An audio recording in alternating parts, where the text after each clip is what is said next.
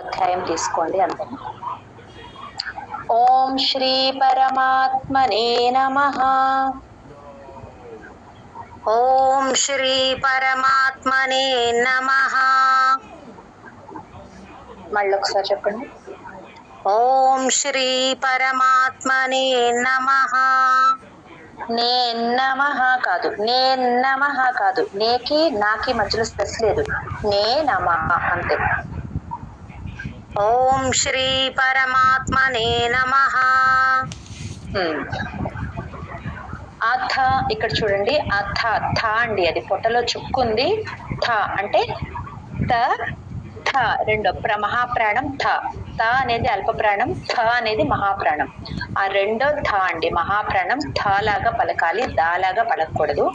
అలాగే ఆ పక్కన దా కింద వావత్తు అనేది సంయుక్తాక్షరం. ఒక హల్లు కింద ఇంకొక హల్లు ఒత్తుగా వస్తే సంయుక్తాక్షరం అంటారు. ఈ సంయుక్తాక్షరాలు వచ్చినప్పుడు ముందక్షరానికి కలుపుకుంటూ చెప్పాలండి. అథద్వాదశో, అథద్ అలా కలుపుకుంటూ చెప్పాలి. అథద్వాదశో అలా కాకుండా అథద్వాదశోధ్యాయః. ధా మహాప్రాణం, ధా కింద యావత్తు. ఆ మహాప్రాణం అని చెప్పినప్పుడు చిన్నగా అండర్లైన్ చేసుకోండి అమ్మా. అథద్వాదశోధ్యాయః, అథద్వాదశోధ్యాయః.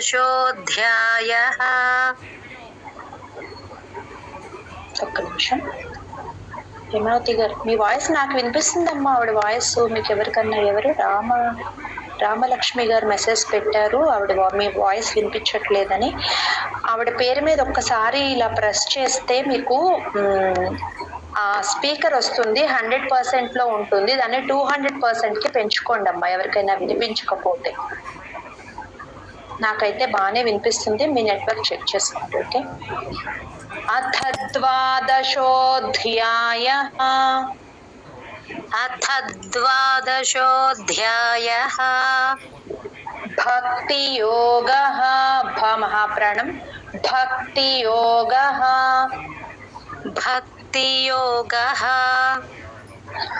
అర్జున ఉవాచ, ఇక్కడ చూడండి, ఉవాచ అనేది అచ్చుల్లో ఊ అండి. అచ్చులు వచ్చినప్పుడు అచ్చు అక్షరాలు ఈ అచ్చు అక్షరాలు ఉంటాయి కదా, అచ్చు అక్షరం వచ్చినప్పుడు ఒక చిన్న పాజ్ చెప్పాలండి. అర్జున ఉవాచ అని కలిపి చెప్పేస్తే ఉవాచ ఊలాగా వస్తుంది, అంటే వాక్ కొమ్మిస్తే ఊలాగా వస్తుంది. ఊ కంఠంలో నుంచి చెప్పాలి. ఉవాచ, అర్జున ఉవాచ, అర్జున ఉవాచ. ఏ ఇక్కడ ఏ కూడా అచ్చుల్లో ఏ అండి, చూసుకోండి. మూడో శ్లోకంలో ఏ ఉంది, అది యాగుడింతంలో యాకి ఏత్వం పొల్లిస్తే ఏ. ఇప్పుడు ఫస్ట్ శ్లోకంలో స్టార్టింగ్ లెటర్ ఏ ఏదైతే ఉందో అది అచ్చుల్లో ఏ. ఓకే, మూడో శ్లోకం దాకా అక్కర్లా, కిందనే ఉంది చూడండి. ఫస్ట్ శ్లోకంలో సెకండ్ లైన్ ఏ చాప్యక్షర, అది ఏ అండి, ఇది ఏ. ఆ డిఫరెన్స్ చూడండి, అచ్చుల్లో ఎలా పలకాలో.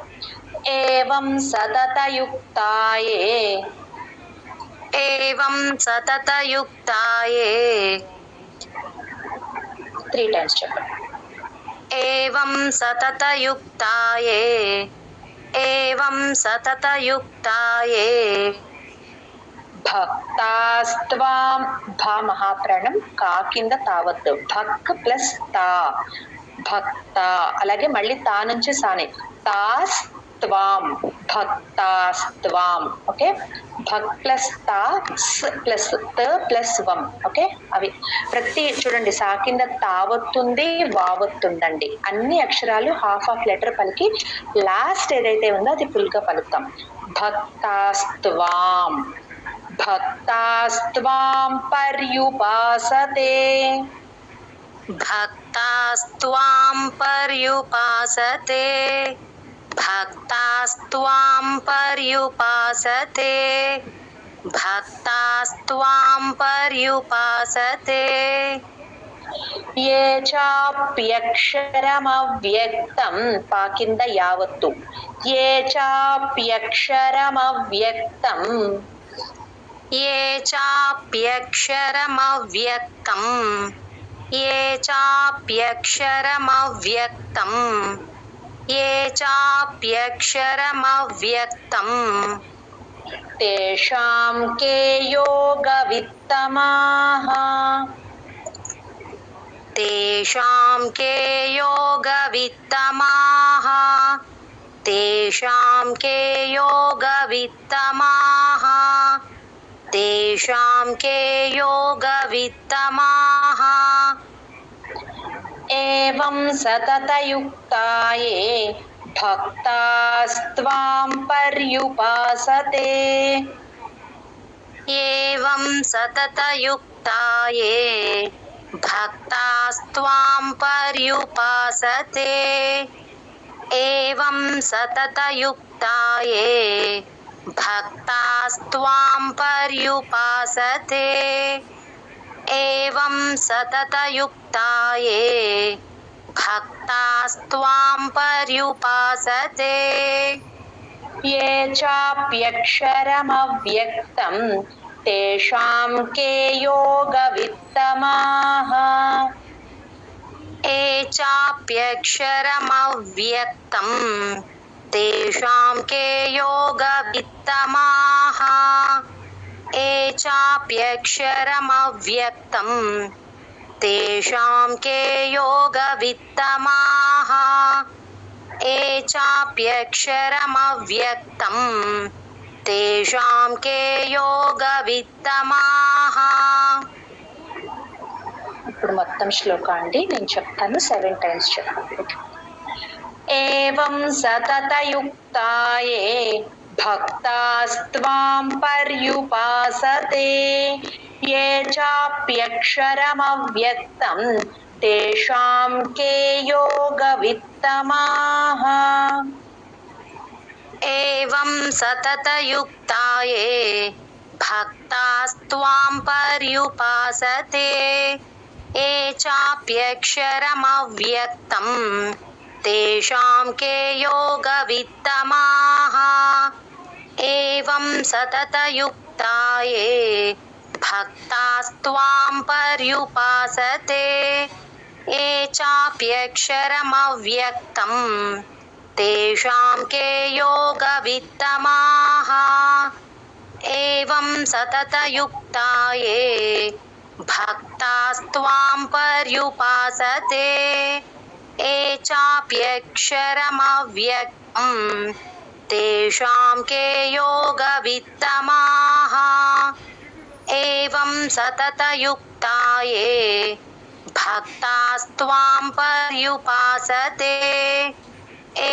चाप्यक्षरमव्यक्तं तेषां के योगवित्तमाः एवं सततयुक्ता ये भक्तास्त्वां पर्युपासते ये चाप्यक्षरमव्यक्तं तेषां के योगवित्तमाः एवं सततयुक्ता ये भक्तास्त्वां पर्युपासते ये चाप्यक्षरमव्यक्तं तेषां के योगवित्तमाः एवं सततयुक्ता ये भक्तास्त्वां पर्युपासते ये चाप्यक्षरमव्यक्तं तेषां के योगवित्तमाः जय गुरुदत्त मैडम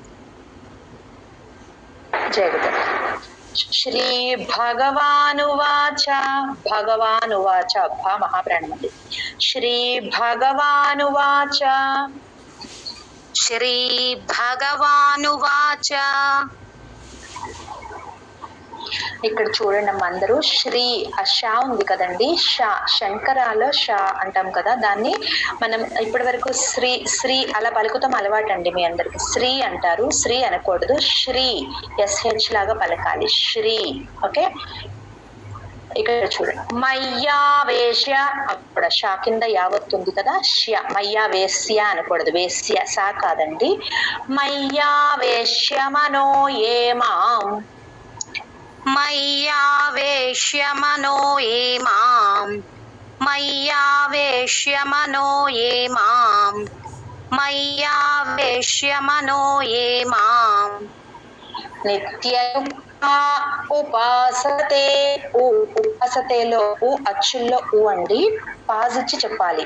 నిత్యయుక్త ఉపాసతే నిత్యయుక్త ఉపాసతే నిత్యయుక్త ఉపాసతే నిత్యయుక్త ఉపాసతే శ్రద్ధయా పరయోపేతాః శ్రద్ధయా దా కింద ధావత్తు మహాప్రాణం శ్రద్ధయా పరయోపేతాః ఆ విసర్గ పూర్తిగా హా చెప్పాలి.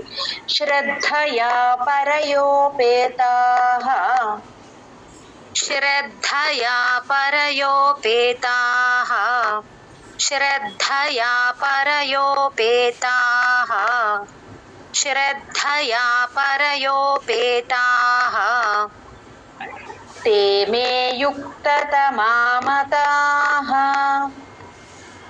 ते मे युक्ततमामताः ते मे युक्ततमामताः ते मे युक्ततमामताः मय्यावेश्य मनो ये मां नित्ययुक्ता उपासते मय्यावेश्य मनो ये मां नित्ययुक्ता उपासते मय्यावेश्य मनो ये मां नित्ययुक्ता उपासते मय्यावेश्य मनो ये मां नित्ययुक्ता उपासते श्रद्धया परयोपेताः ते युक्ततमामताः श्रद्धया परयोपेताः ते मे युक्ततमामताः श्रद्धया परयोपेताः ते मे युक्ततमामताः श्रद्धया परयोपेताः ते मे युक्ततमामताः मय्यावेश्य मनो ये मां नित्ययुक्ता उपासते श्रद्धया परयोपेताः ते मे युक्ततमामताः यावेश्य मनो ये मां नित्ययुक्ता उपासते श्रद्धया परयोपेताः ते मे युक्ततमामताः मय्यावेश्य मनो ये मां श्रद्धया परयोपेताः ते मे युक्ततमामताः मय्यावेश्य मनो ये मां नित्ययुक्ता उपासते श्रद्धया परयोपेताः ते मे युक्ततमामताः मय्यावेश्य मनो ये मां नित्ययुक्ता उपासते श्रद्धया परयोपेताः ते मे युक्ततमामताः मय्यावेश्य मनो ये मां नित्ययुक्ता उपासते श्रद्धया परयोपेताः ते मे युक्ततमामताः मय्यावेश्य मनो ये मां नित्ययुक्ता उपासते श्रद्धया परयोपेताः ते मे युक्ततमामताः मय्यावेश्य मनो ये मां नित्ययुक्ता उपासते श्रद्धया परयोपेताः ते मे युक्ततमामताः జై గురుదత్త మేడం. మీరు ఎం బ్యాచ్ లో ఉన్నారా అండి? Yes ma'am. మళ్ళీ ఎం బ్యాచ్ లో ఎందుకు జాయిన్ అయ్యారు? నేను ఎగ్జామ్స్ ఇవ్వలేదు మేడం. అవును, ఎంబ్యాచ్ కి ఇంకా అప్పుడు ఎగ్జామ్స్ రాలేదు కదమ్మా. ఆహా లేదు మేడం, అంతకుముందు బ్యాచ్ కి ఎగ్జామ్. త్వక్షర, ఒక్క నిమిషం నేను చెప్తున్నప్పుడు మాట్లాడకండి, ఓకే. ఏ త్వక్షరమనిర్దేశ్యం, ఇది చూడండి అమ్మా, తా కింద వావత్తు సంయుక్తాక్షరం ఏత్, ఆ ఏ నుంచి తా పట్టుకున్నట్లు చెప్పాలి. ఏత్ వక్షర, ఏత్ ప్లస్ వా వక్షర, మనిర్ మనిర్ దేశ్యం, మనిర్ ప్లస్ దేశ్యం. ఏ త్వక్షరమనిర్దేశ్యం, ఏత్వక్షరమనిర్దేశ్యం ఏత్వక్షరమనిర్దేశ్యం ఏత్వక్షరమనిర్దేశ్యం అవ్యక్తం పర్యుపాసతే, అవ్యక్తం పర్యుపాసతే అవ్యక్తం పర్యుపాసతే అవ్యక్తం పర్యుపాసతే సర్వత్ర గమచింత్యం చ, సర్వత్ర గమచింత్యం చ సర్వత్ర అది చా అలా దీర్ఘం పెట్టకూడదండి, చా అంతే కట్ చేయాలి. సర్వత్ర గమచింత్యం చ, సర్వత్ర గమచింత్యం చ సర్వత్ర గమచింత్యం చ సర్వత్ర గమచింత్యం చ కూటస్థ, సా కింద ధావత్తండి, థా తత్థాల్లో థా పొట్టలో చుక్కుంది, ధావత్తు మహాప్రాణం.